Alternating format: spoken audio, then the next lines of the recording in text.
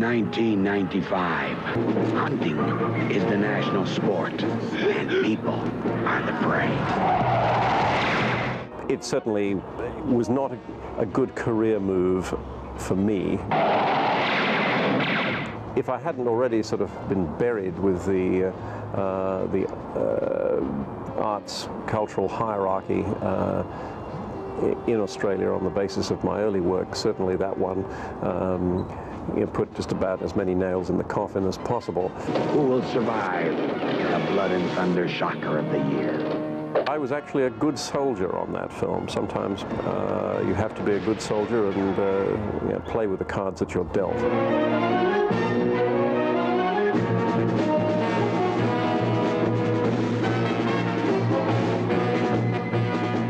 So, we had a huge prison camp built for 500 extras. We could afford 70 on one day and 20 on other days. You don't have that overcrowding problem, do you?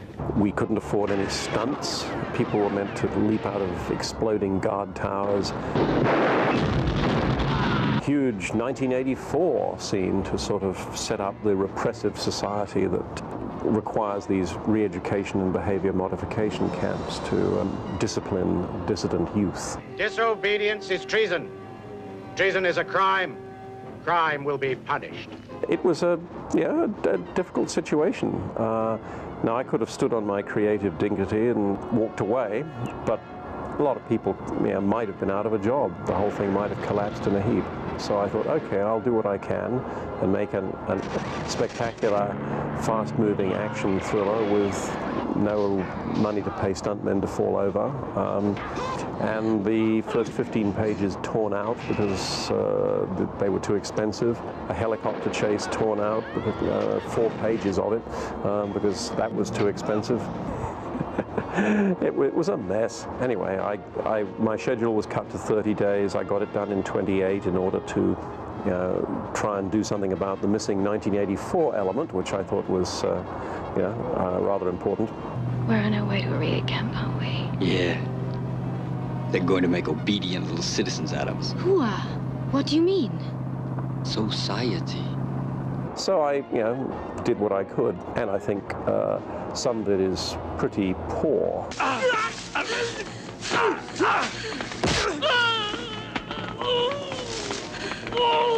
I look back on flagrant exploitation days, and I think, oh dear, I don't think of myself as a male chauvinist pig.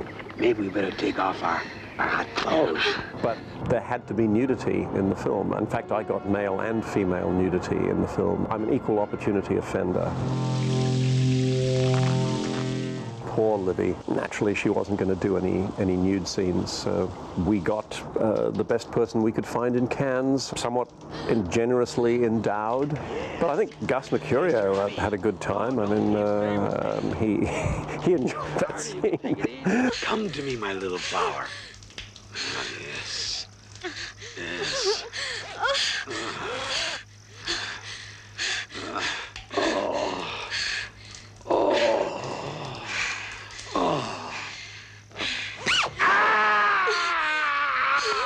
I thought that I would make a high camp splatter movie.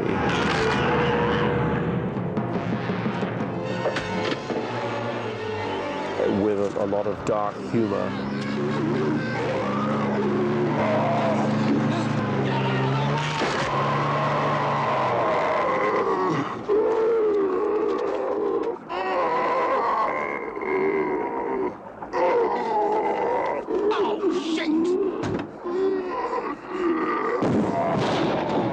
And satire of that particular genre of exploitation movie, prison movies, prison camp movies.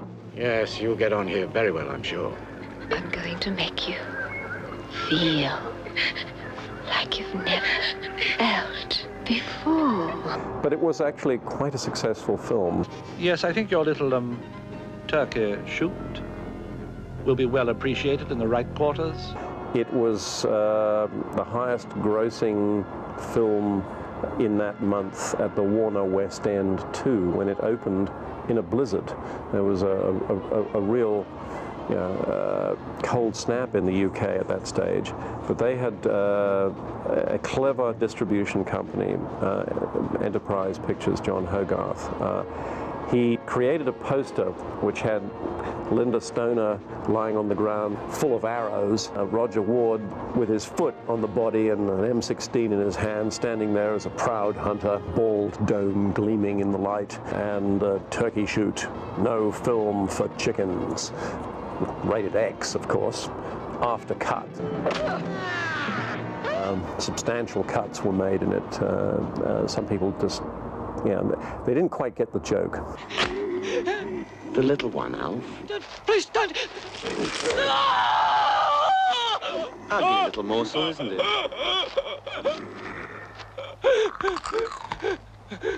All right, Alf? Good. Tea break's over. We deliberately chose Thatcher as the name of the prison commandant.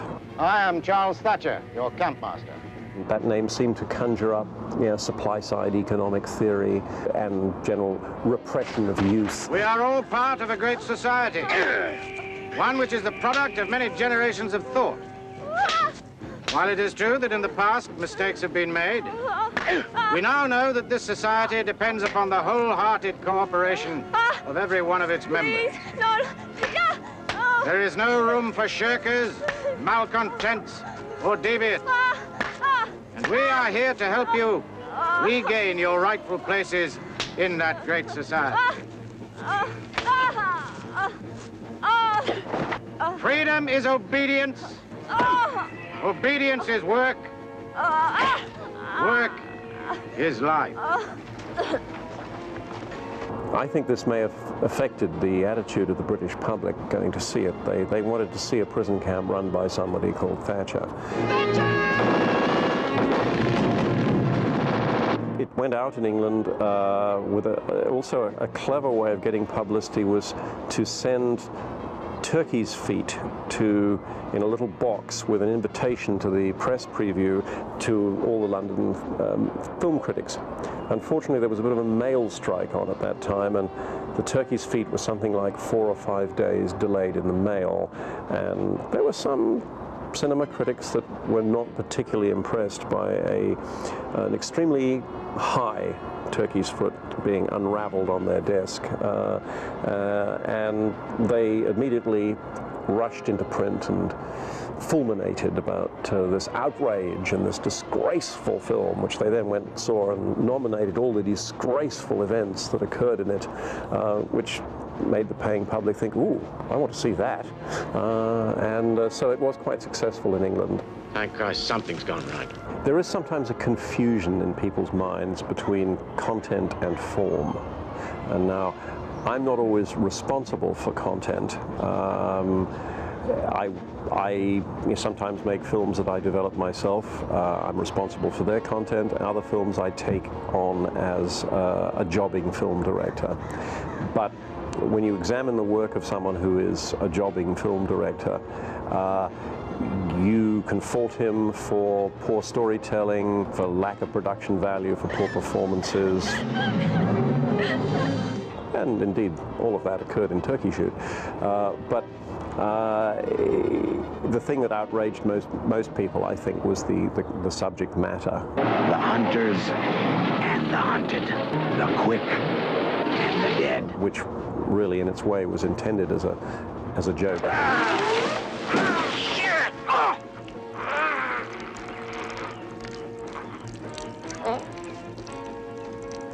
Jesus Christ.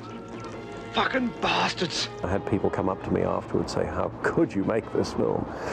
And I said, well, I could have walked away, but I did my duty and made something that the producer could sell overseas and recover the investors' money, and I take the investors' money seriously.